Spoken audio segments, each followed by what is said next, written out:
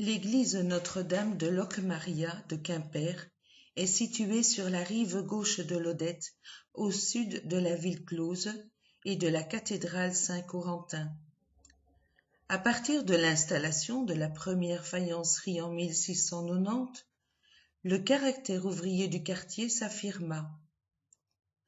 Locmaria devint un quartier populaire aux nombreuses petites maisons et masures, entrepôts, manufactures, petits commerces, d'où émergeaient quelques belles maisons de notables, de grands jardins et surtout l'église et le prieuré qui accueillaient une communauté de religieuses bénédictines.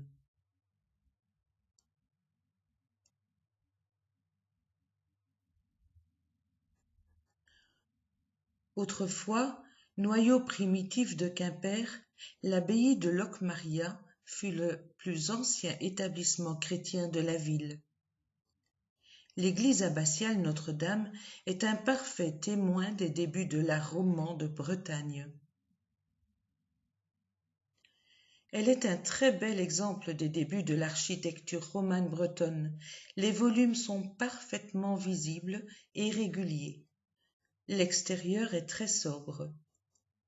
Elle est flanquée d'un cloître du XVIIe siècle le long du bas-côté sud. Son plan est en forme de L. Il a été construit en pierre calcaire et composé d'une douzaine d'arcades en plein cintre.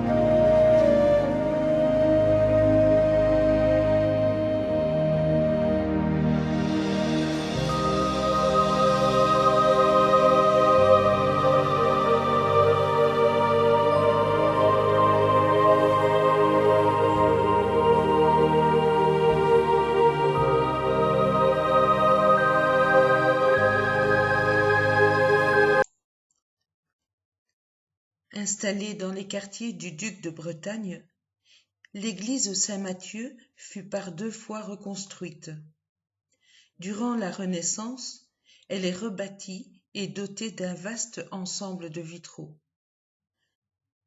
Durant le XIXe siècle, après des travaux d'aménagement du quartier Saint-Matthieu, l'église est reconstruite dans les années 1890 dans un style néo-gothique. Les vitraux de l'édifice antérieur sont alors réemployés dans le nouvel édifice. Ainsi, il est encore possible d'admirer la célèbre représentation de la Passion du Christ, élaborée à partir d'un carton flamand du XVIe siècle. Avec la cathédrale Corentin non loin, elle est bien moins connue et visitée, même si plusieurs messes sont proposées le week-end. Elle se transforme à l'occasion en salle de concert religieux.